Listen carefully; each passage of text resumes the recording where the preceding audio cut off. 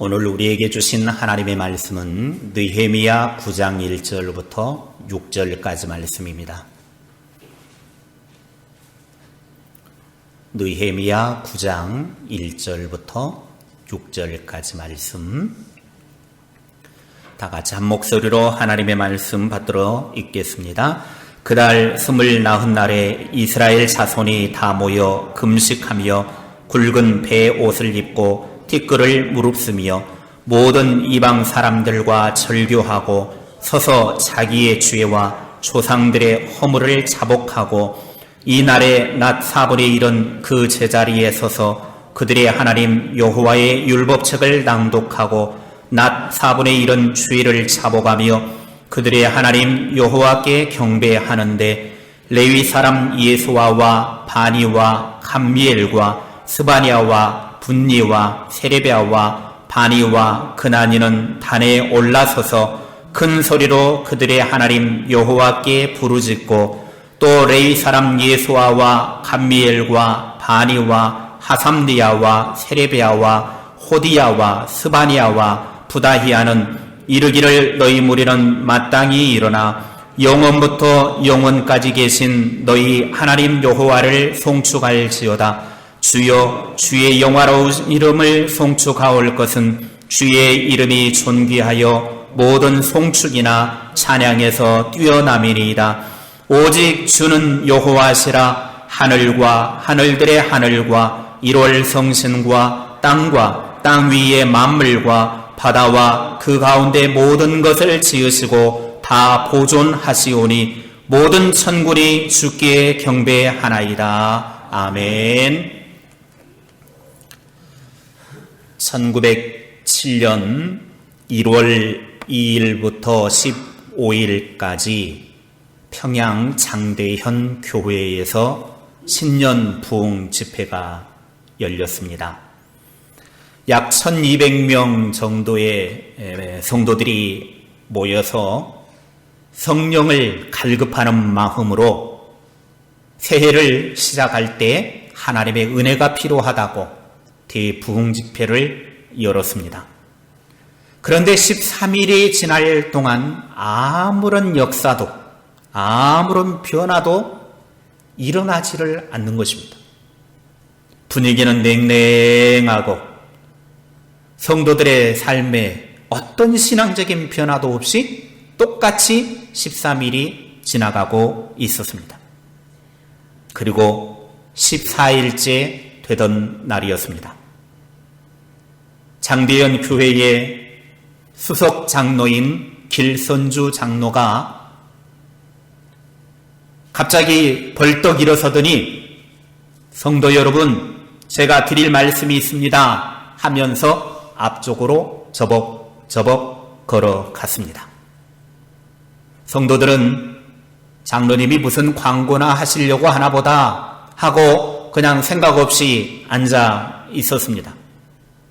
그때 길선주 장로님이 마이크를 잡더니 이렇게 이야기합니다. 제가 아간과 같은 죄를 지었습니다. 저 때문에 하나님께서 부흥을 주실 수가 없습니다.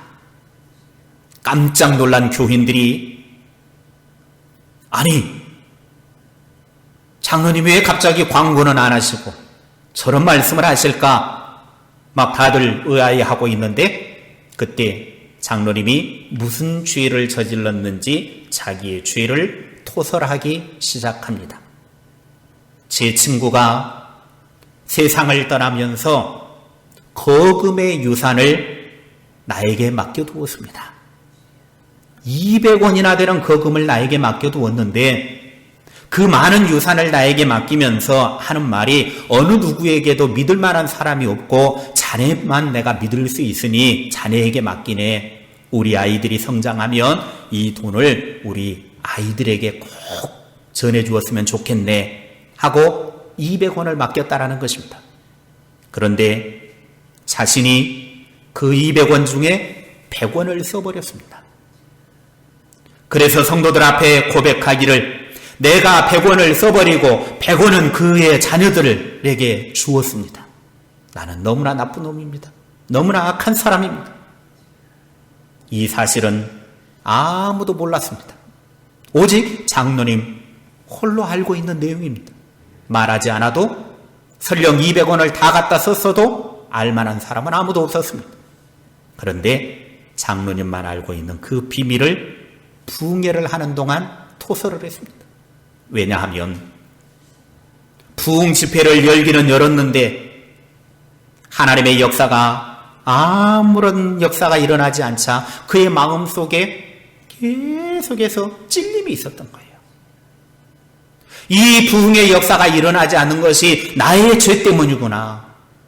내가 가지고 있는 이 죄 때문에 하나님께서 우리 교회에 역사하실 수 없구나. 마음에 찔림이 와서 14일째 되는 날 교인들 앞에 자신의 죄를 낱낱이 고백했습니다. 도저히 견딜 수가 없어서 이것을 자백하지 않으면 자기가 죽을 것 같아서 장로님은 부끄러움을 무릅쓰고 사람들 앞에 나와서 1200명 앞에 자기의 죄를 고백했습니다.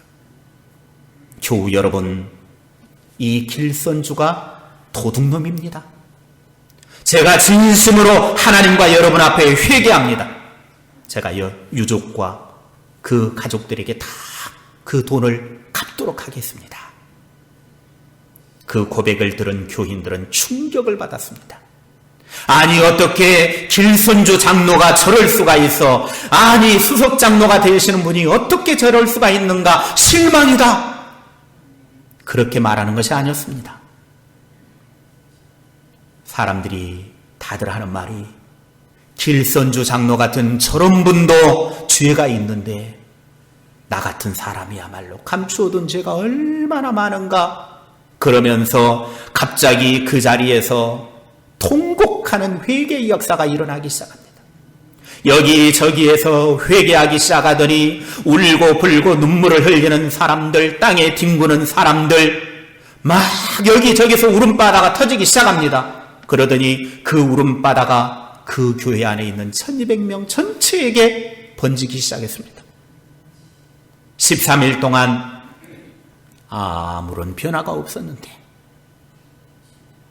길선주 장로 한 사람이 회개하기 시작하니까 1200명의 모든 성도들이 회개하는 역사가 일어나게 되었습니다. 그러더니 어떤 사람이 일어나가지고 내가 이러이러한 죄를 저질렀습니다. 회개합니다.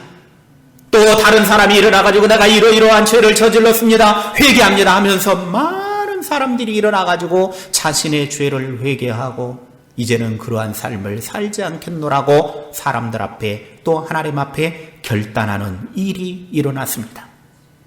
그래서 평양 장대현 교회에서 신년에 시작되어진 이 부흥 집회는 회개의 역사가 일어나기 시작했고 그때로부터 대부흥의 물길이 퍼져나가기 시작했습니다. 회개가 한국교회 부흥의 시발이 되었다고 한국 기독교 역사에서는 그렇게 기록을 하고 있습니다. 한 사람 길선주가 회개하기 시작했더니 그 회개로부터 시작해서 평양으로부터 남한에까지 온 세상이 복음의 역사가 일어나게 되었다라고 하는 사실입니다. 하나님의 역사가 일어나고 부흥이 일어나는 징조는 회개의 기도가 터지는 것입니다.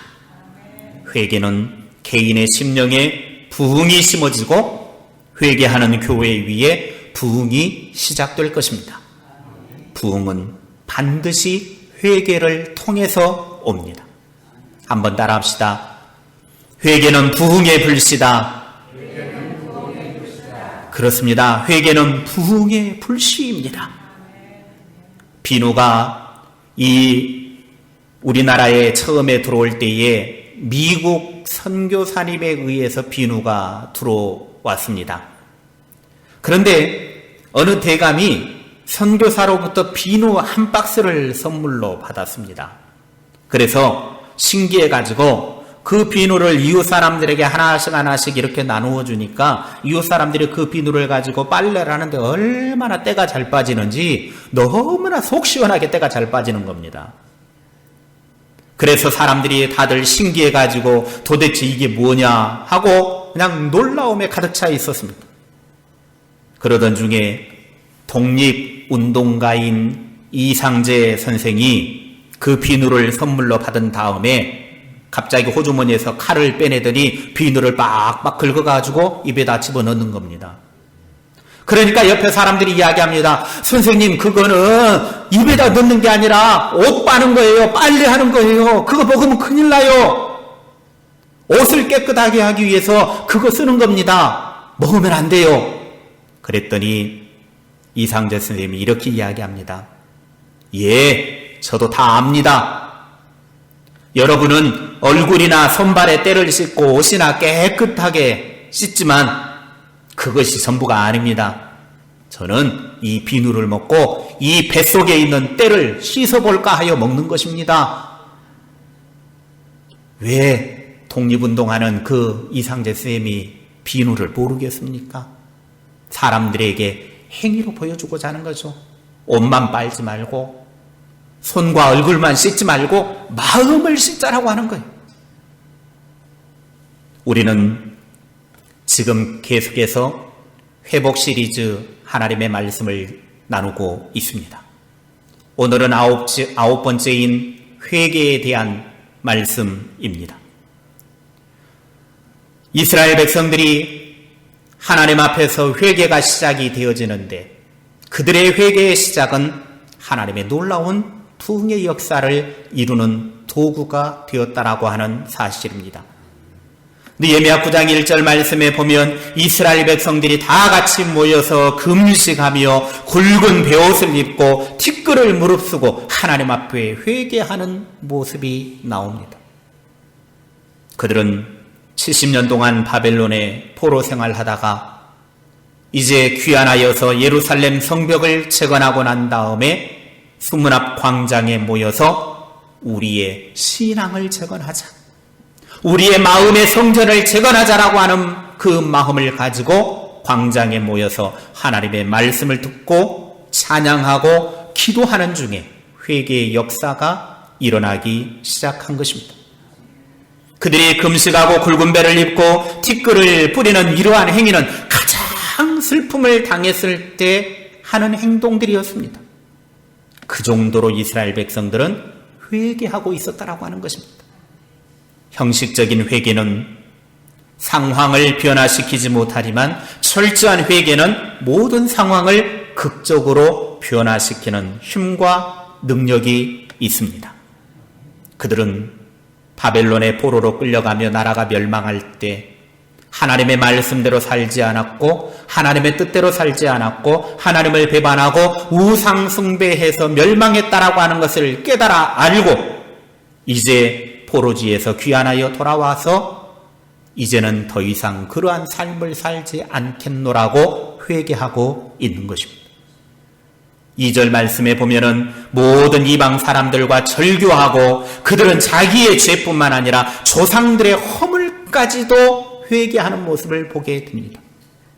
이방 사람들과 절교했다, 이 말은 오늘날로 말하면 잘못된 자기들의 생활 습성까지도 다 끊어내겠다고 결단했다라는 것입니다.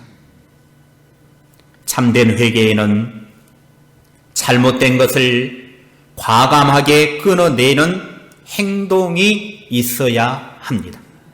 그래서 세례 요한은 바리새인들과 사두개인들이 세례를 받으려고 요단강으로 왔을 때 뭐라고 이야기를 하냐면 회개에 합당한 열매를 맺으라 그럽니다. 회개에 합당한 열매를 맺으라. 회개했다라고 하는 말은 그냥 말로만 내가 회개했습니다 해가지고 되는 게 아니라는 거예요. 회개를 했다고 하면 회개한 것에 대한 증거를 행동으로 보이라는 거예요. 진짜 회개는 울고 불고 그냥 말로만 했다고 되는 것이 아니라 행동으로 변화가 일어나야 진짜 회개입니다. 이전에 잘못된 삶의 행동을 하나님께서 기뻐하시는 방향으로 행동을 바꾸어야 그게 진짜 회개라고 하는 것입니다. 이스라엘 백성들은 이제는 말로만 하는 것이 아니라 자신들이 행동으로 그런 삶을 보여주겠다고 결단을 했습니다. 자신들의 죄를 회개할 뿐만 아니라 심지어는 조상들의 죄까지도 회개했습니다. 한마디로 그들은 철저하게 회개한 사람들이었습니다. 그것도 3시간 동안이나 회개를 했습니다. 하나님이 제일 기뻐하시는 사람은 애통하며 회개하는 사람입니다. 그래서 누가복음 15장 7절에 이렇게 말씀합니다. 같이 읽겠습니다. 내가 너희에게 이르노니 이와 같이 죄인 한 사람이 회개하면 하늘에서는 회개할 것 없는 의인 99으로 말미암아 기뻐하는 것보다 더하리라. 아멘. 하나님께서 기뻐하는 것이 뭐냐? 하나님의 하늘에서 무엇 때문에 기뻐하시느냐? 회개하는 한 사람, 죄인 한 사람이 회개하는 것 때문에 하나님이 기뻐 춤을 주신다라는 겁니다. 누가복음 15장 10절에 이렇게 말씀합니다. 시작. 내가 너희에게 이르노니 이와 같이 죄인 한 사람이 회개하면 하나님의 사자들 앞에 기쁨이 되느니라. 아멘. 죄인 한 사람이 회개할 때 하나님의 사자들, 천사들 앞에서 기쁨이 된다는 거예요.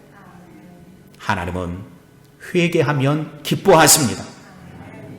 하나님은 회개할 줄 모르는 의인 100명보다 회개할 줄 아는 죄인 한 사람을 더 기뻐하신다는 거예요. 왜냐하면 아무리 의인인 척해도 인간은 어쩔 수 없는 죄인이기 때문입니다. 여러분, 우리 인간은 아무리 의인인 척하고 고상한 척해도 그 어느 누구도 죄인일 뿐이에요. 다 마음속에 그냥 숨겨두고 있을 뿐이에요. 이 세상에 죄인 아닌 사람이 누가 있습니까? 우리들 자신이 너무나 내가 죄인이라는 거 너무나 잘 알아요. 그러니 의인인 척해도 결국은 죄인일 뿐이고 의인인 척해도 하나님 앞에서 그거 기뻐하지 않으신다는 거예요. 그러나 하나님 앞에 내가 죄인입니다. 내가 나쁜 사람입니다. 내가 악인입니다. 회개할 때 하나님은 기뻐하신다라는 사실입니다. 이스라엘 백성들은 레위 사람들의 인도를 따라서 이스라엘의 과거 잘못된 죄악된 역사를 회상하면서 하나님께 회개 기도를 합니다. 그래서 7절 이하에 쭉 나오는 방대한 분량의 그 회개, 9장에 나오는 회개의 내용의 전체 내용을 정리하면 그렇습니다. 하나님께서 아브라함을 부르시는 것에서부터 시작을 해가지고 바벨론의 포로 생활에서 풀려나서 이제 고국으로 돌아왔지만 정치적으로는 여전히 페르시아의 지배 아래에 있는 현재의 곤고한 상태. 왜 우리가 이러한 공고한 상태에 이르렀는가? 왜 우리가 이렇게 절망스럽고 좌절되고 멸망 상태에 있어야만 하는가를 그들은 과거 역사를 통해 돌아봅니다. 하나님께서는 아브라함을 택하시고 갈대아 우르 지역에 있는 우상 숭배의 자리에서 인도해 내셨습니다. 이것은 빛의 우상을 숭배하는 도시, 하나님 없는 죄악의 도시에서 아브라함을 하나님이 구원해 낸 것을 의미합니다. 하나님께서는 택한 백성을 바벨론의 포로 멸망의 자리에서 이끌어내어 구원의 자리로 인도하시는 분이심을 그들은 고백했습니다. 오늘 우리도 마찬가지입니다. 사탄의 손아귀에 있는 우리, 지옥의 멸망의 자리에 들어가야 할 우리를 하나님은 예수 그리스도를 통하여 구원해 내셔서 천국 백성 되게 하셨음을 믿으시기 바랍니다.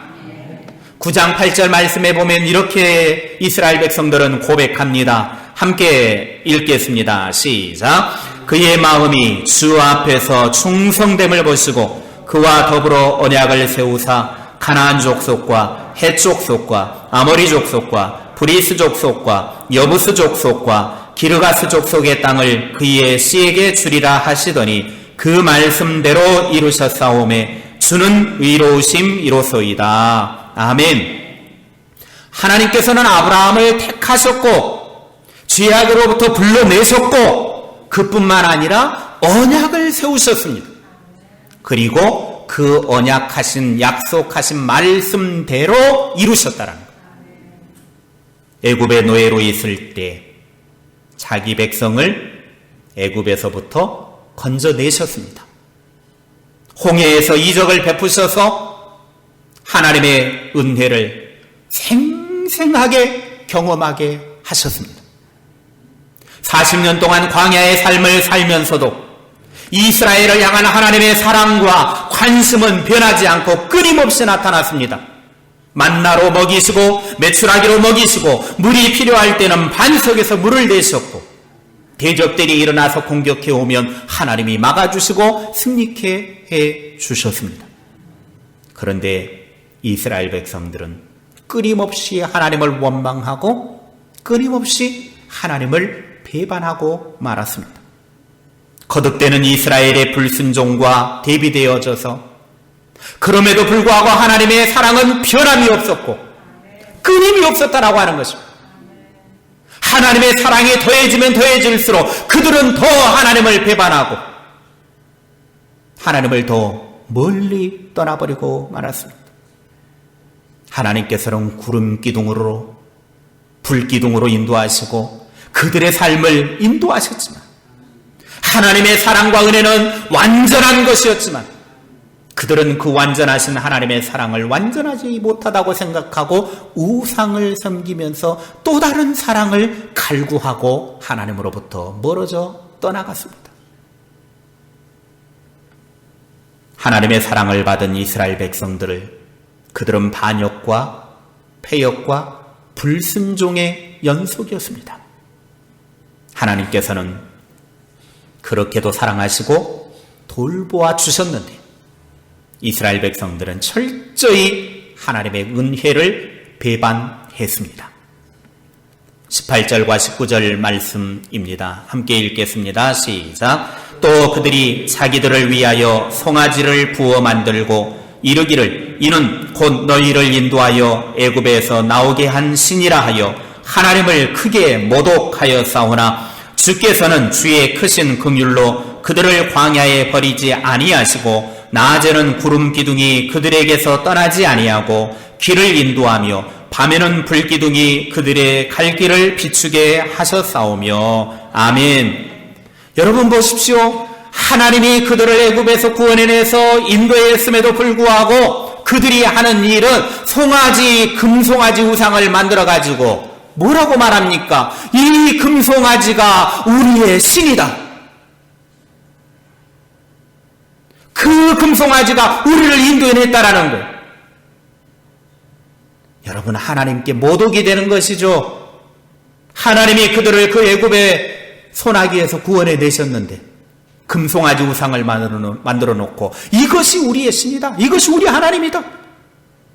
그런데 하나님은 배반하는 그들을, 패역하는 그들을 광야에 버려버리지 않고 여전히 구름 기둥과 불 기둥으로 인도하시고 그들이 가야 할 가나안 땅까지 그들의 걸음을 인도해 주시더라는 거예요.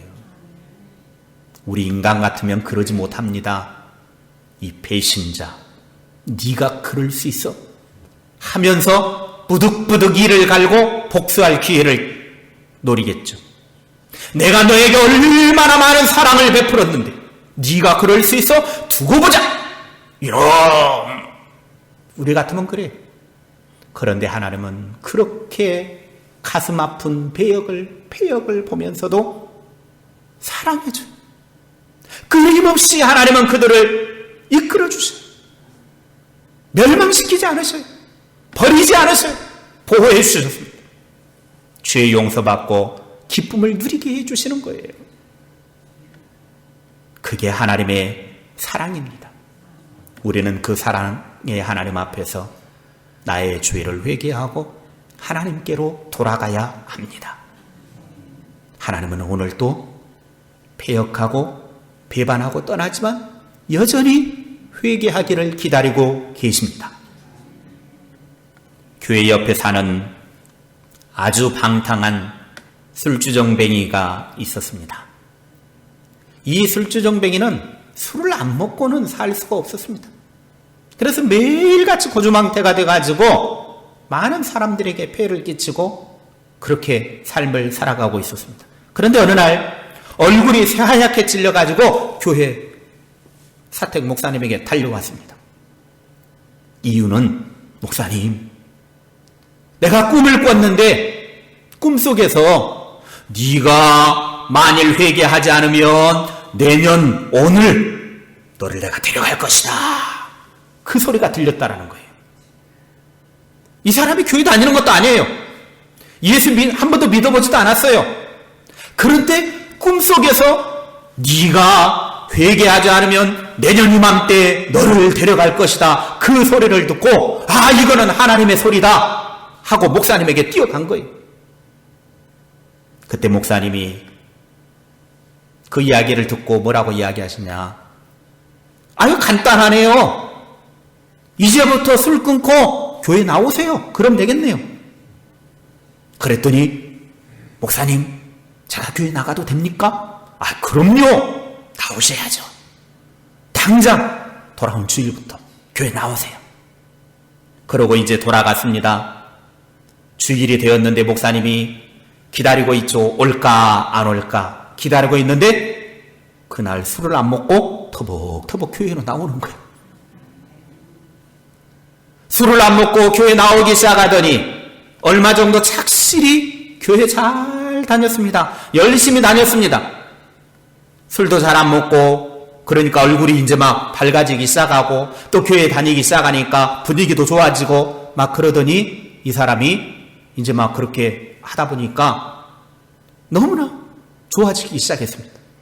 그러다가 어느 날 갑자기 교회를 안 나오는 거예요. 그렇게 몇 달 동안 잘 나오다가 어느 날 갑자기 교회를 안 나와서 목사님이 찾아갔어요. 아니, 왜 그렇게 교회 잘 나오시다가 갑자기 안 나오십니까? 그랬더니 하는 말이 에이, 목사님은 그런 꿈을 믿으십니까? 그건 개꿈이에요, 개꿈. 그리고 난 후에 그는 얼마 동안 있다가 계속해서 또 술에 취해가지고 그런 삶을 살기 시작했습니다. 그러다가 술을 된탕 먹고 길을 가다가 어느 날 계단에 올라갔는데 그 계단을 헛디뎌가지고 그만 굴러 떨어져서 그 자리에서 죽어버리고 말았습니다. 그날은 그가 1년 전에 꾸었던 그 꿈이 있었던 딱 1년 되는 그날이었다고 합니다. 회개는 깨닫고 뉘우치고 그 후에 삶의 변화가 구체적으로 일어날 때 그것을 가리켜서 회개라 하는 것입니다. 수문 앞 광장에서 시작된 부흥의 물결은 초막절을 지키고 대집회를 열고 회개 기도를 했습니다. 하나님을 배반했지만 그럼에도 불구하고 버리지 않고 용서하시는 하나님의 사랑에 감사하며 삽시다. 그리고 하나님의 사랑과 은혜에 감사하지 못했고 내 욕심대로 살았던 삶을 회개하고 하나님 품으로 돌아갑시다. 회개를 회복하여서 우리의 삶이 하나님께서 기뻐하시는 복된 삶이 되기를 주님의 이름으로 축복합니다. 기도하겠습니다. 하나님 아버지, 이스라엘 백성들이 멸망하고 포로로 끌려가고 고통의 삶을 살 수밖에 없었던 것은 그들이 하나님의 말씀을 배반하고 하나님이 여전히 사랑해 주시고 하나님이 끊임없이 배려를 해 주셨음에도 불구하고 배반하여 하나님을 떠났기 때문이었습니다. 그러나 이제 그들이 조상 때부터 지은 죄가 무엇인지를 깨달아 알게 되었고 그들은 회개를 시작했을 때 그들 안에 부흥의 역사가 일어났습니다. 오늘 우리들도 하나님 앞에 회개가 회복되기를 원합니다. 하나님이 나에게 끊임없이 용서하시고 사랑해 주시고 은혜 베풀어 주심에 감사하고 그 하나님의 품으로 돌아가는 회개가 있게 하여 주시옵소서. 그래서 회개를 통해 우리의 삶이 회복되고 부흥의 역사가 일어나고 하나님의 놀라운 뜻을 이루는 아름다운 삶이 될 수 있도록 복되게 하옵소서. 그래서 우리의 모든 삶이 하나님의 부흥의 역사를 체험하는 귀한 출발이 회개로부터 이루어지게 하옵소서. 예수님의 이름으로 기도하옵나이다. 아멘.